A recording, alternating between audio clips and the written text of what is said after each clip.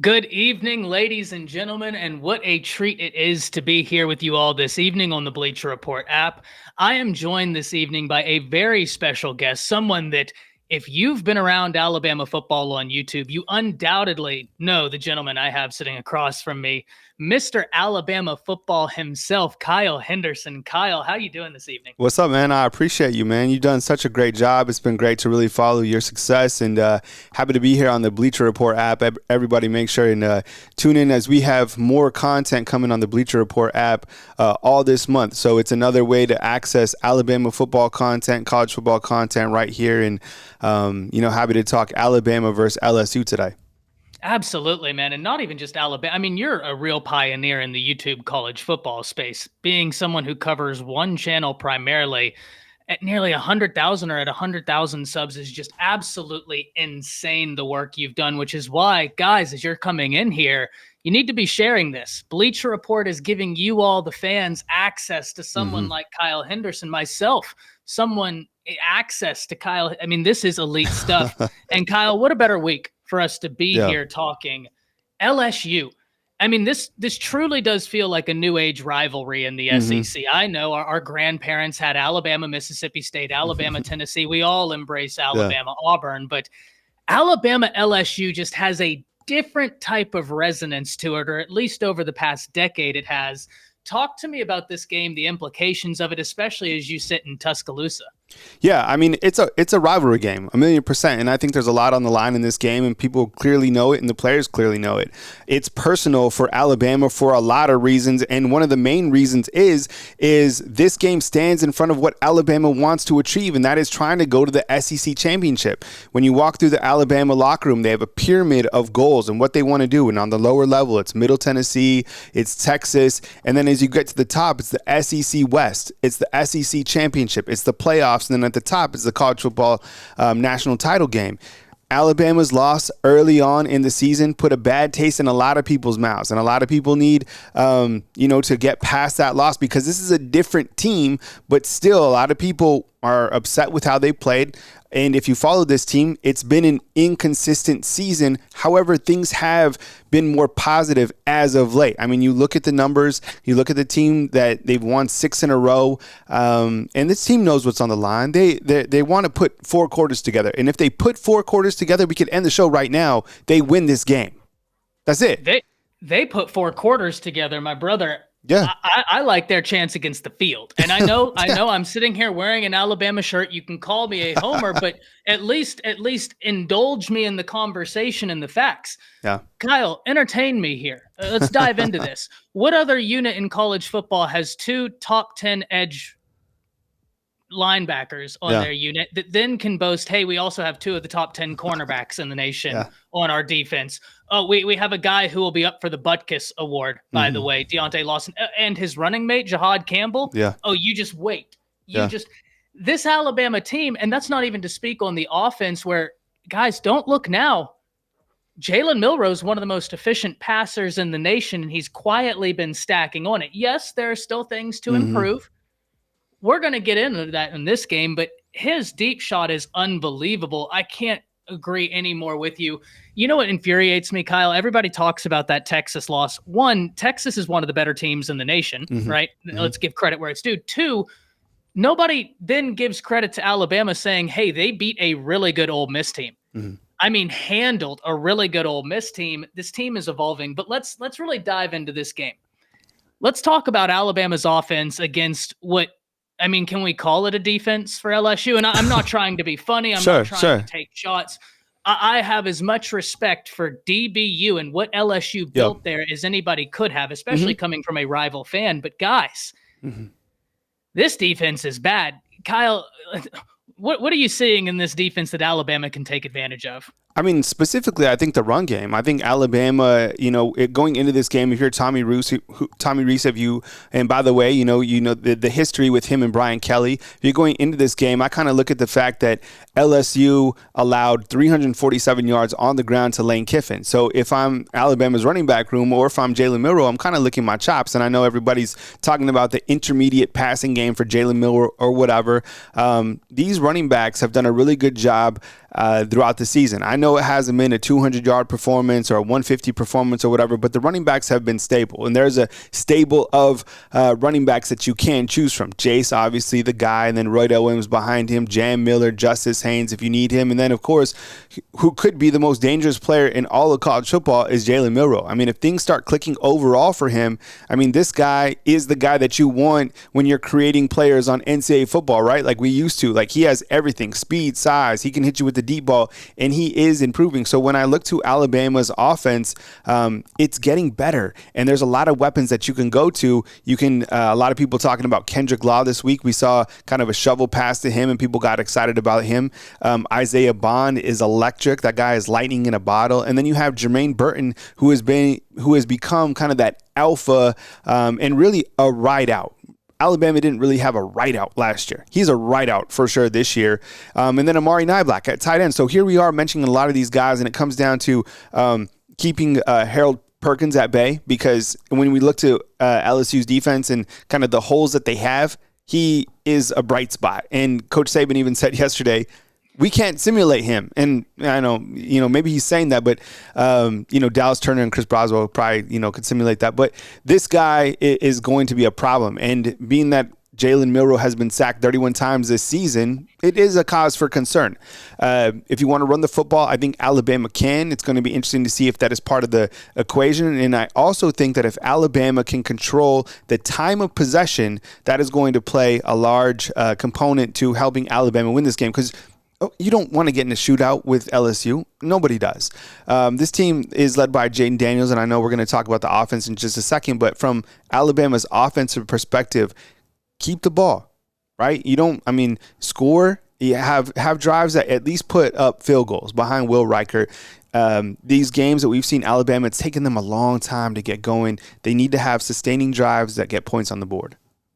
And one of the interesting things about it, I have loved the emergence of Jermaine Burton this year. Yeah. The energy he's bringing to the table has been infectious, and that's exactly what the wide receiver room needed. Mm-hmm. You talked about a player that I think is going to be in for a big game this game, because whenever we talk about some of the shortcomings of the LSU defense, wide receivers are getting open downfield. Yes. They're not stopping the run.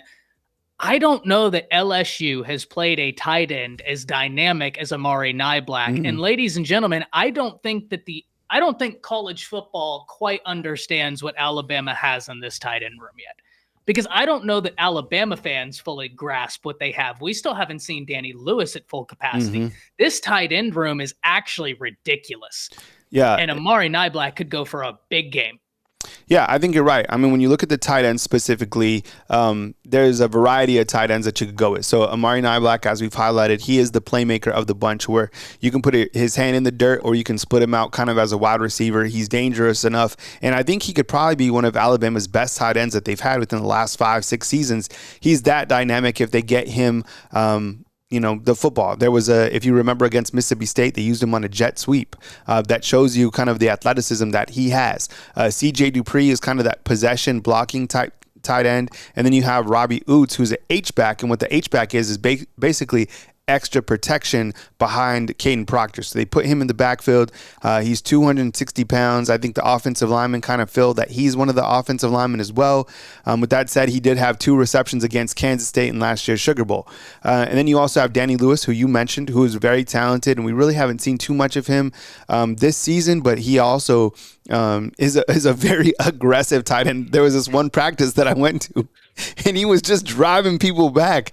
And he actually started during A-Day. So no one's forgetting or sleeping on Danny Lewis by any means. I just think there's a lot of mouths to feed, a lot of players to rotate in. But Amari Niblack is a guy who can change the momentum of the game, good hands, and I think that him and Jalen Milroe have a good continuity. You make a great point here, and I even need to remind myself of this sometimes.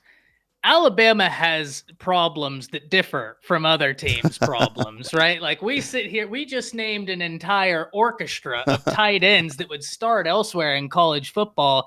That's an amazing issue to have. Now, Pigskin Insight has a great comment here. He says, need to establish the running game, called quarterback runs, especially quarterback draws, and continuing the various motions from the second half of the Tennessee game. All things, Kyle, you pointed to. Sir Ron echoed your sentiment, saying can't come out slow this game. But I want to focus on the second half of Pigskin's comments, the motions we saw in Tennessee. Kyle, has Tommy Rees found his rhythm with Jalen Milroe, and did we see that against Tennessee in that second half of the game? I don't know. I mean, I kind of have, like, someone asked me recently, is Tommy Rees playing checkers or is he playing chess? I said checkers. I think that he still really hasn't found kind of that it yet, and I think that's on Tommy Rees. Look, he's 31 years old. He has the keys to Ferrari. He has the pieces to all these wide receivers and this quarterback, and I think coming from Notre Dame to Alabama, in my opinion, I think he's been a little bit overwhelmed. Now, that could change to the back end, and I think kind of evaluating Tommy Rees at the back end of the season or in a big-time critical game like this or, down the road if Alabama is to make the SEC championship, I think that's when we kind of look at it collectively. I think there's a lot of people that have been not really happy of his game plan. I mean, has it really been a huge jump from last year to this year? And I get it. You have the number one pick in the NFL draft and Bryce Young and all the things you could do with him. People didn't like Bill O'Brien. I don't know about Tommy Rees. I mean, these are we talk about Jalen taking over for, Bryce, Tua, Mac, and Jalen Hurts, right? Think about who Tommy Rees and Bill O'Brien were following. Steve Sarkisian, Mike Loxley, Lane Kiffin, Brian DeBall, right? Those guys were better OCs than these two guys are at right now. Tommy Rees could maybe get there eventually, but I think for the most part, look, you have Jalen. I don't think he's been that dynamic in using some of his weapons. And being critical of him, I think is fair, to be honest. And the defense, this defense has come in, and you look at Kevin Still, he's much more tenured, has more of a game plan. And I think the defense is always a little bit able to get out to faster starts, but they've made consistency, and I think it's been on Jalen and also on Tommy this year. And if they ever find that cohesiveness or whatever, they're going to win a national championship, 100%. But I don't know. I really haven't been impressed with Tommy Rees, to be honest. I've seen spurts and sequences where I'm just like, okay, this is the creativity where I just imagine if this creativity would have been levied last season. But the problem is it comes in spurts. Yeah. And are you winning the whole game, or are you winning sequences within a game? Because any team can win sequences in a football game. Sure. That's all well and good. Are you winning the war? I think you make a great point. Up to this point, probably a little too early to tell. This is going to be a great grading game. Georgia will be a great grading game. Yeah. I'm willing us to the SEC championship game, by the way. I have some faith, but this is going to be a big moment. How this offense comes out against a defense that let's get into the numbers here. They're 88th, LSU is in total defense. Yeah. They're number 81 in passing defense efficiency, 88 in passing yards allowed, 73rd in scoring defense. They're not stopping the run. It is not a good defense. And on top of that, one of their best players, Wingo, is out for the season. Hope for a speedy recovery for him. Fantastic player. He's going to be a difference maker if he comes back, if he hits the draft. He's got a bright future in front of him.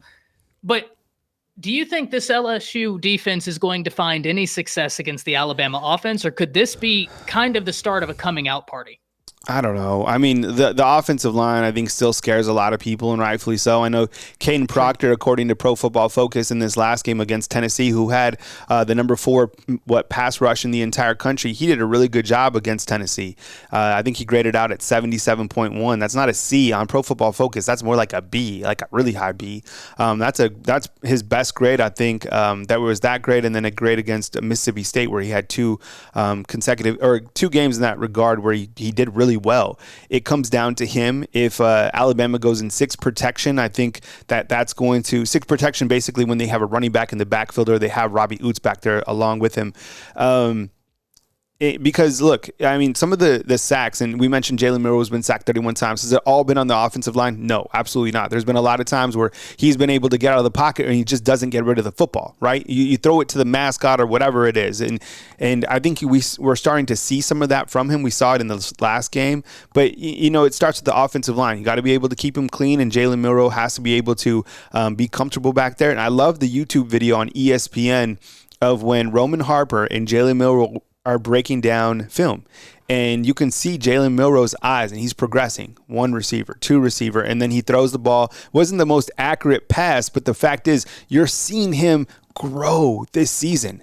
And it's been amazing to watch this young man take all this type of criticism, deal with that early season loss, and continue to have that next play mentality. That's tough to do. How old is he? Is he he's 20 years old, I think, right? He's a redshirt sophomore. And to see the mindset and the mantra that he's had and that next play mentality, and the fact that Coach Saban has confidence in him. And you can't criticize a lot of things that Coach Saban does. And I've said this openly before. I don't like the fact that Coach Saban didn't name him the starter at the beginning of the season. I think that created a divide among the team, and I think that it split up the fans, and fans are still kind of split on that, right? And it made you kind of pick who you were for.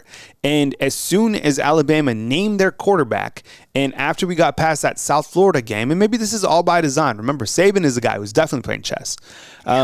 Right? 1,000,000%. So as soon as we knew who Alabama's quarterback was going to be, and as soon as he came and he was the man, they haven't lost the game, right? Jalen Milroe's not looking over his shoulder, right? So I think that, this offense is, they're getting better week by week. Tommy Rees is trying to find his identity. I asked Jalen Milroe just the other day, does it bother you that he's up in the box? He said no. I think the offensive coordinator should be up in the box for they can get a better vantage point. But the offense is getting better. So if LSU wants to get to Jalen Milroe, maybe they can. But if they can stop that, I think Alabama can control this game from the offensive standpoint. Yeah, and we have to also wonder, what are they going to do with Perkins? We've seen them basically, and this is perplexing to me, we've seen LSU almost quasi take Harold Perkins out of football games by just relegating him to a spy and not letting him headhunt, and Florida State took advantage of that. I do want to hit this comment right here. Whenever Central, I think that's Sin LA, says, isn't Bama's offense ranked somewhere in the 80s as well? Seems even to me. No doubt, fair comments. Alabama's offense has been inconsistent, a beacon of inconsistencies. Yeah. You're certainly not going to hear me shy away from that. What I will say is Milroe is developing. The offensive line, the problem's still there. The left tackle position's getting better. Kyle, I think you astutely hit it. When we start evaluating these sacks, some of these sacks are kind of fool's gold numbers. And what I mean when I say that is, are they coverage sacks? Yeah. Are they sacks where Jalen Milroe accidentally bails into a blitz trying to use his legs? Yeah. We've seen a fair amount of those, which still count. No arguments here. I don't think you're wrong, Central. What I will say is this. How is Alabama's offense finding success? Well, they're finding success through the big passing play. Yeah. Can LSU stop that? Up to this point, no. And important to note, if I'm not mistaken, and Kyle, correct me, they're moving their starting safety to cornerback because they're so depleted at corner. Yeah. So I think Alabama has a path to being able to find success offensively. But let's flip the script. Because you laid the foundation earlier. Yeah. This Alabama defense, Kyle, is unbelievable. This LSU offense, I believe, is a top 5 offense in the nation. Right? We had a brief phone call earlier, and I told you this. I think they're one of the best offenses in the nation. I think the committee agrees, and that's why LSU is where they are. Alabama's defense this year is sensational. If I'm looking at the biggest difference, that inside linebacker play with Deontay Lawson and Jahad Campbell, that to me is going to be a massive determinant of success for Alabama in slowing down what LSU wants to do offensively in both Diggs in the passing game and Jaden Daniels with his legs, and keeping contained. Talk to me about what you're excited to see from Alabama's defense in this game. I mean, look, these guys said it was personal. Chris Broswell on, I think it was Tuesday, he said this game is personal. And what he means by that is they remember that LSU beat Alabama last year. And I asked Brian Kelly at SEC Media Days this past summer, I said, what did that win do for you guys as a program? And he said, what it did for us was he gave us confidence and the players confidence that we can play with Alabama. And that's the same thing that Tennessee came in, and Joe Milton was shooting arrows at the players as he came in, because there's a lot of people that feel that they can go toe to toe with Alabama. So LSU is certainly one of them. And you look to the offense that they come in with Neighbors and Daniels and Brian Thomas. I mean, those guys are elite players. And I don't LSU fans would love to see a big play from Aaron Anderson, right? Aaron Anderson transferred from Alabama to LSU, electrifying player. And I kind of wonder if Coach Saban feels that that's kind of one of the ones that got away because he is such an elite talent. With that said, a lot of these younger wide receivers are starting to be the guys here at Alabama. Isaiah Bond, Kendrick Law, Kobe Prentice, Emmanuel Henderson. What do all those guys have in common? They're sophomores, right? So, but I think from LSU standpoint, they come in and the quarterback is his deep ball placement is like 99.1 on Pro Football Focus. He's unbelievable. His intermediate is amazing. And just kind of the placement of his passes is so impressive to watch. And those wide receivers are amazing. Now, is this offense what that offense was when Joe Burrow was here? Probably not, but they're certainly really good. I mean, they're dangerous. On the flip side, you have Alabama's defense, and the best thing about Alabama's defense and offense, and I guess this is kind of two things. Number one, they're healthy. Alabama, I've covered Alabama now for 6-7 years, and they're always so injury plagued, and they're still able to, kind of get to that gauntlet in the playoffs or whatever. But they're healthy. These guys are healthy on the outside. And I think, no one even talks about their special teams game, right? And it's like Will Riker is such an elite talent at the field goal position, at the field goal place kicker. But I think the defense, though, you have Terran Arnold, you have Kool-Aid. You need a big game from those two guys because they're certainly going to be challenged. Malachi Moore, he's healthy. Trey Amos, who steps in for Terran Arnold, he's playing really well. And all eyes, again, will be on the freshman Caleb Downs, right? Because what did Texas do? They drew up a game plan to attack him, and he has been challenged this year. With that said, he has improved drastically, but he's still a freshman, and it's hard to duplicate or replicate or simulate a player like Neighbors, right? And it's hard to simulate or duplicate a quarterback like Jane Daniels. This is going to be a big time. This is the NFL. You're watching, this is the NFL. You're getting a small taste of the NFL. So those are the areas that LSU wants to attack. Alabama cannot play from behind in this game. I get it. You came back. You scored 27 against Tennessee. That was amazing. The cigars were out, all this stuff. You can't do that against LSU. Do not get behind and try to play from behind in this team. We're getting a shootout because they have the weapons to keep scoring again and again and again. I completely agree. If Alabama starts slow, it could be their undoing. And to your point, Jaden Daniels is a player. Whenever he was a freshman, he captivated me when he was over at Arizona State. He was phenomenal, doing things freshmen shouldn't do. And then all that chaos ensued over there. And I've always been wanting him to get back to that freshman Jaden Daniels. He's eclipsed that. Yep. I mean, freshman Jaden Daniels is so far in the rearview mirror. And what we're seeing now, easily one of the best college football players in the nation. Yes. There is no doubt. And I've said this multiple times on this stream. I said it last night. I will continue to say it. I personally have this as the number one offense in the nation. Yeah. You have Malik Neighbors. You have Brian Thomas. You have Jaden Daniels. You have Diggs there. I mean, you have so much.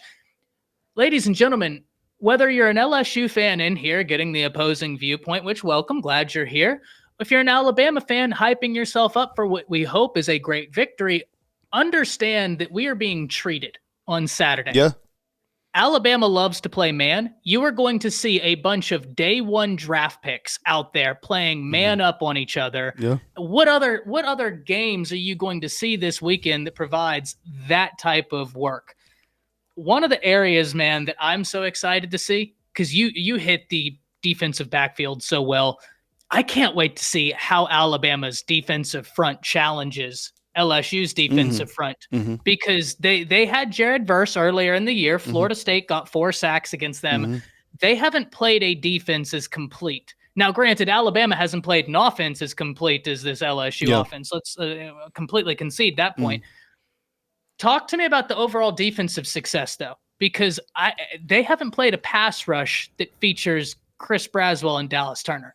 Well, when I think about what do I like about Alabama's defense, I like the fact that they're complete across the board. Trenches, linebackers, secondary. Talked about the secondary. Let me talk about the defensive line and the edge rushers. Well, Dallas Turner, he's a top 10 pick. I think CBS just released their mock draft, and I don't think he was inside the top 10, but he's a first-round guy. He's going to be a top 10 guy. Chris Broswell, he's out there running 21.9 miles per hour. Tennessee had a game plan, and they got him out in coverage, and they were able to beat him. It was a good throw by the quarterback, elite throw by the quarterback, but he's coming after you as well. And those two guys it's the best tandem in college football from the edge rushing standpoint, 1,000,000%. I mean, those guys are fantastic. And then inside the trenches, the guys who are getting the double teams and the blocks, Justin Ebogbe. So you have Will Riker, again, the kicker, who has played in almost 60 career games at Alabama, the most on the team. And then right behind him is Justin Ebogbe. So he has a lot of veteran experience, and he's been playing through the roof. Big, stoic man. Doesn't say a lot of words, but he will get to you. Then you have Jaheim Otis, and then you have Tim Smith, and then you have Tim Keenan. Now, Tim Keenan, when he got to Alabama, he's out of Birmingham. He was out of shape, 370 pounds or something like that. You were like, is this dude ever going to play? It's amazing to see the transformation, the body transformation on some of these guys. He was running down. So Tim Keenan, I don't know how much he weighs now, probably like 325. The other day I was walking to the facility and he opened up the door for me. It was like your refrigerator opening the door for you to go inside. And he was so respectful. How you doing, sir? And I was like, how you doing? So I walked past him, and this guy was chasing down Jackson Dart for Ole Miss. Like, they were running stride for stride, and I'm like, man, the guys of Bama just built different, but the trenches are solid for Bama. So these guys are going to create. And the thing about Alabama is they're built to stop the run. Like, try to run on them. Try it. I mean, Tennessee, they were going to try it. Nope. Ole Miss, they had an interesting game plan, and some of the things that Lane Kiffin did are just amazing, right? And think about Alabama's defense in this aspect, okay? Have they been hit in the mouth, and have they been challenged? Who have they gone against? Steve Sarkisian in Texas, okay? All of those wide receivers. Lane Kiffin and all of those wide receivers in the schematics overall. Texas A&M, I get it. What's going on overall? Not good. Those wide receivers, Musid Muhammad, Anais Smith, Evan Stewart, those guys are absolute ballers. And the Tennessee wide receivers as well, those guys are ballers, and so is that quarterback. So these guys have been tested. Now, is it a different game against LSU? Yeah, but I'm telling you, this isn't their first game that they've been challenged. Alabama's schedule, it's been difficult. It's been really challenging. They face some really good offensive minds. They'll be up to the task, and they're going to be challenged for sure. And LSU is going to get theirs, 100%. How could they not? But this isn't the first time that they'll be challenged this year. I love that you pointed that out, because nobody's going to give flowers to anything to do with the A&M offense. And I understand it doesn't look pretty from the outside looking in. Open the door to that A&M offense. Take a step inside. It's going to feel dirty. I know. Yeah. Do it. Take a look at that wide receiver room and then tell me from a talent perspective, it's not one of the best in college football. Yeah. Evan Stewart, Moose. I mean, it's ridiculous. Yes. And then Reuben Owens, the 5-star true freshman, who he could probably play slot wide receiver on most rosters. Yeah. He's that good. Yeah. Do you want to know, when I look at this defense, though, Kyle, what the biggest difference last year and this year is to me? It's twofold. One, the interior of Alabama's defensive front is so strong this year, and it's coming from more than Otis. You have Otis, you have Eboigbe, you have Tim Keenan, Tim Smith. Two, the inside linebacker play, to me, is just on a different level. Goodness, yes. On a totally different level. All due respect to Moody and To'o, but these boys right now are playing a different game. They're playing a different game. You might as well call it a different sport, the level of their playing. I think that ultimately gives Alabama an advantage in this game. Talk to me about that. Am I foolish for thinking that right there could be a major catalyst for Alabama in this game, the athleticism of those inside linebackers? So the inside linebackers, it's interesting because you really have three starters. So you have Trezvon Marshall, who came in as a transfer from Georgia, and he's been playing really well, honestly. I mean, he came the other day to the media availability, and he was like, I just love Coach Saban. I love him so much. And it was cool to see because think about it, Alabama technically has two starters that were at Georgia, Jermaine Burton and Trezvon Marshall. However, Jahad Campbell has played in these two games, and he played against Mississippi State when Deontay Lawson didn't play, and then he played this last game against Tennessee, and he's just like, you're like, you can't. Okay, you can't get you off the field anymore. The guy is opportunistic. He has a nose for the football. He's everywhere. He's everything that you wanted to be inside linebacker. And then on top of that, you have Deontay Lawson. Deontay Lawson is a signal caller. He is the alpha on the, everybody's like, who's the alpha, this and that. It's him. He's a signal caller. He's the inside linebacker. Check this out. So when Dallas Turner, remember the blocked field goal when Chris Broswell ran it in and there was a flag on the play? Yes. Right? Guess who went and got in Dallas Turner's face? Raise your hand if you have the stones to go out there and put your face in front of Dallas Turner. I'm telling you, Dallas Turner's a big man. Deontay Lawson went up to him and gave it to him. Like that's the alpha on the team. So those two guys, the inside linebacker spot, along with Trezor Marshall, however you rotate it out, and that's why you can't get so fixated on like who's starting, who's the 11. This isn't high school. These guys have different packages to where they have 18 starters. There's guys that rotate in and out. The more depth you have, 22 guys or whatever you have on the defensive side, the better you are. So whoever it is, Jahad Campbell likely and Deontay Lawson, I think those guys, what it does for Alabama is it gives them the edge in terms of stuffing up the run. And those guys can cover the flats. They're super aggressive. They'll fly in at the quarterback.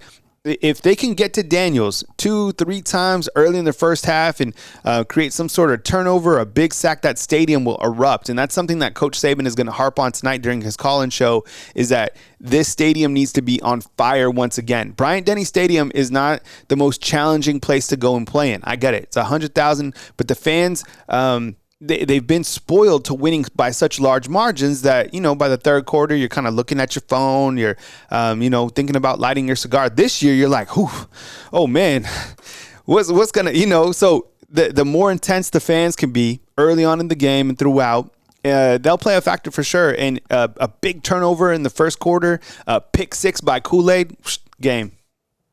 Hey, it's funny you say a pick. I have Caleb Downs for a pick, but I would not be upset with the Kool-Aid interception. Now I'm going to send this last poll out, and one last thing. Have you had a score prediction in mind? Someone asked me, so I'm a part of this group. We work out. It's like a boot camp style here in Tuscaloosa, and we go at 5:30 in the morning. It's like military style. It's so amazing. It was 30 degrees, and we're out there doing push-ups and sit-ups. And by the time I got in my truck, one of my buddies was like, "Hey, Kyle," he's like, because they know what I do, and he's like, "What's your score prediction?" And I hadn't really thought about it. And I know the line is 4. Or it's probably even moved down to 3 or whatever. I think, and I didn't come up with this, Coach Sean from Huntsville, if you watch the YouTube channel, you know who he is. He said he thinks that the game hype will be actually, closer than what the game is. And what that means is he thinks that the game is going to be, Alabama by 10 plus. So when I was thinking about my score prediction, I kind of think that as well. I think that Alabama is going to score, 34 points, 31 points, 34 points. So let's go with 34. We'll take a Will Riker late field goal. And I think LSU will get there. So 34-21. See, we're very close. Yeah? 38-24 Alabama. Okay, yeah. And I think some of those come late, right? I think it's a close game, but I think ultimately Alabama, that defense is going to pull them ahead. And speaking of the defense, and if Alabama gets this win, you and I have been just jumping at the bit to quickly dive into this topic, and that's Alabama making the college football playoffs. Because don't look now, ladies and gentlemen. I know you were counting on Alabama being left out if you don't like the Crimson Tide. I got bad news for you. Consider me the Grinch this year, and Christmas came early because Nick Saban and Alabama are looking squarely at the college football playoffs because they control their destiny. Kyle, we obviously know this win gives Alabama a lot more breathing room. Talk to me about how you like Alabama's chances of making the college football playoffs. Well, listening to the playoff committee, which is very interesting, they had a media opportunity following the release of their rankings, and people were asking them about Ohio State being 1, Georgia, blah, blah, blah. But the main premise of it was quality wins. Now, Alabama has a quality win over Ole Miss and a quality win over Tennessee, but they don't really have that staple win, and you have to have staple wins late in the season, especially, right? So all of these teams that are unbeaten are going to have their opportunity as well to continue to add staple wins. I think Ohio State rightfully so. They're the only team that really has 2 staple wins, Notre Dame and Penn State. I watched them play. I wasn't overly impressed. Is that a number one team? Whatever. It's kind of all hypothetical. But in Alabama's standpoint, they win a game like this and they put together all 4 quarters, you're going to continue to see them move. One of those undefeated teams is going to lose. Washington at USC, that looks interesting. Georgia's playing Missouri. I don't think the Tigers beat the Bulldogs, but my point is there's going to be continued shakeup. Alabama's playoff route is really easy. Win out and you're in. You're not going to leave out the SEC champs, specifically when you've won so many games in a row, whatever it would be, 10, 11 games in a row by that point. But you can't get, the players can't get caught up in that. And Coach Saban isn't caught up on that. He's a one game at a time. And the back end's going to be tough. Look, this game is going to be challenging for LSU. I get it. We're picking them by more than 10. It's going to be challenging. And so is Auburn. So is Kentucky on the road. And but Alabama's playoff chances, they're good, right? I think if you go to the ESPN's All-State Playoff predictor and you kind of play with the numbers, I mean, it's easy to see. Alabama has a great road. Now, Florida State fans are praying that LSU beats Alabama because they want to say this will be a win for Mike Norvell. If LSU beats Alabama, they'll be like, we're better than Alabama. Because we beat LSU and, now we're the better program because Florida State, that's kind of the win that they're living off of. Now, if Alabama can take care of business as well, they can also present to the committee, look, we beat Ole Miss, we beat Tennessee, we beat LSU. And, you get to the back end at that point if they're able to beat Georgia. I think everybody knows. So they need more staple wins, and they need to be consistent, and they need to put together 4 quarters. They haven't done it yet, and they're still 7-1. There's time to do it. They have a great opportunity against the LSU team. Everybody's going to be watching that game. So in regards to the playoffs and in movement, put together 4 quarters. It doesn't matter how much you win by. Win the game, play a complete 4 quarters. Absolutely. And even to expand upon that, you look at the other conferences and you look at how everything is stacked up. Everything's going to take care of itself. You have Penn State, Ohio State, and Michigan. They're going to take care of each other. Oregon and Washington, they'll take care of each other. Oklahoma, Texas, they'll take care of each other. Alabama, Georgia, they will take care of one another. If Alabama wins out, ladies and gentlemen, there is no universe where Alabama is left out. They would have too many quality wins and no argument. If they beat Georgia in the SEC championship, they have the best win of the season. Yeah. The Georgia win. Now I'm kind of curious to see what would happen if Georgia was to slip up, because they're about to go on a nice little gauntlet right now. You have Missouri, Ole Miss, and then you have going to Neyland Stadium to play Tennessee. Let's see Georgia loses a game but still makes the SEC championship, and Alabama is able to beat Georgia, a one-loss Georgia. Would the seeding committee then say, well, I think this is Alabama's worst-case scenario. Michigan wins out, right? And then you have one of the Pac-12 teams, Washington wins out, and Florida State wins out, and Texas wins out. Yeah, that's tough. Right? Because Texas would be like, well, we beat you guys. Yeah, as much as I Washington would be like, yo, we beat USC and Oregon, and Florida State would be like, we beat LSU. And Louisville or whoever it's going to be. That's the thing is the ACC. I mean, come on. Like, I get it. I watch Jordan Travis. He's a good quarterback. Those wide receivers are really good. I just think overall, I mean, they should have lost against Boston College and against Clemson. Yeah. But then again, I guess Florida State fans could be like, you guys, Alabama should have lost to South Florida. Which, yeah, I don't want to open up that can of worms. But no, this year is, I mean, for all the people who have been saying it's kind of odd. There are so many little oddities that have happened in college football. You hear all the time about how bad the Pac-12 is. The Pac-12 dies, and they're as good as they've been. I mean, maybe since I've been just like a diehard college football fan in terms of top to bottom. Arizona is a dangerous team right now, and that's saying something. Then you look over and you're saying just all the the SEC has a monopoly on the college football playoffs. Well, now look where we sit. Yeah. I mean, this year could be complete pandemonium. It's just amazing how everything has ended out. I certainly hope that Georgia goes undefeated, because that helps Alabama's case if Alabama's to beat Georgia in the SEC championship game. But listen, that Missouri game this weekend, if you're wondering a game Georgia could get caught in, watch it. I don't expect Georgia to get caught, but Missouri can test you vertically. Yeah. They can do it. And that's how you can take down, or at least attempt to take down, that Georgia defense. Test them vertically. I don't see it happening, but come on, Georgia. Pull out the win for us. Man, what a year of college football. What a game we have this Saturday. I think we both agree Alabama, I think, can win this game big, but they have to come out. Nobody's going to give you anything. And Alabama still has Kentucky in front of them. That's a game you got to take. They still have Auburn in Jordan-Hare, which I don't know. Have you lit the sage in Jordan-Hare yet, or do I need to hit the highway and we can both walk around separate end zones with sage because that stadium's cursed? So I've been to the Iron Bowl several times, and that doesn't matter who the quarterback is, doesn't matter who the coach is, doesn't matter what the records are, doesn't matter what the weather is, doesn't matter what you're wearing. That game will just be bananas. Like things that you've never seen before will happen.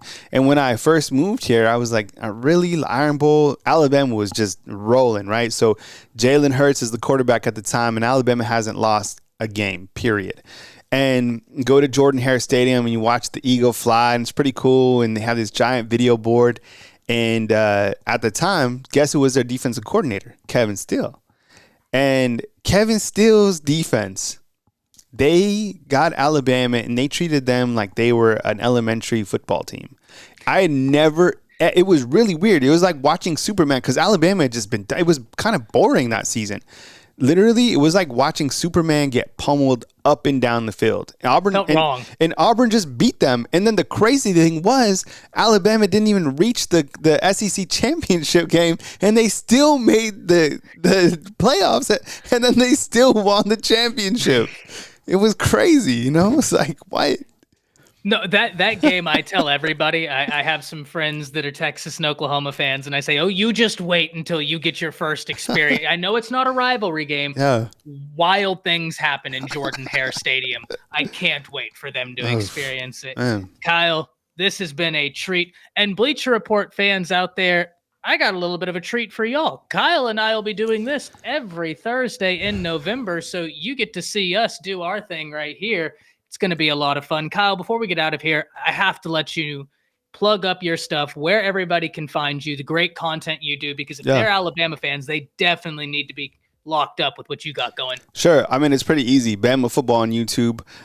We got a lot of coverage, a lot of coverage. We basically don't stop. So Bama football on YouTube. I'm here in Tuscaloosa. I go to all the events and stuff like that. I live here. My kids go to school close to the university, all that stuff. So Bama football on YouTube is an easy place to find me. I don't waste my time on Twitter or on Insta. Actually, I'm a kind of a low-key chef. So the stuff that you see from me on Instagram, Mr. Kyle Henderson, kind of all chef related. I just made an amazing chicken tortilla soup. But other than that, it's just on Bama football on YouTube.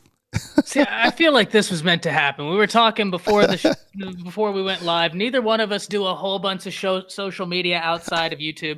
And now I'm finding out you're like Chef Boyardee in here. And I'm a little bit of an amateur chef, and I'm trying to learn. So I need to get with you on that, because I think my wife would appreciate it, her being the teacher. Guys, you can find me tomorrow here on Bleacher Report as we do the college football pick'em show. I look to maintain my lead. Coming out of last weekend, I believe I'm 66 correct picks to 14 incorrect picks. Ooh. I don't plan on looking back. I plan on that streak continuing, and this is going to be lucky number 67 for me. If I'm not on Bleacher Report, you can find me at Around the Table Sports on YouTube. Bleacher Report, seriously, I can't thank you enough. And guys, have your friends and family download the Bleacher Report app. When I tell you they have cool stuff coming down and y'all are going to want to be a part of it, they have got you covered. Where else are you going to get someone like Mr. Kyle Henderson on a Thursday evening breaking down the game live and interacting with your comments? This is truly special. Kyle, I can't thank you enough for your time. Can't wait for us to be back in here next Thursday. You got a last message for the people? No, man. We will catch you soon. I'll be live tomorrow on my YouTube channel at 9 a.m. taking your phone calls. But other than that, you guys be safe. Have a beautiful evening. Be good people, and we'll catch you next time. Unbelievable. Y'all see him over there at 9 a.m. And then after you're done with that, head on back over to Bleacher Report, 11 o'clock Central Standard Time, college football pick'em show. Can't wait to see you there. Until next time, that's it. See ya.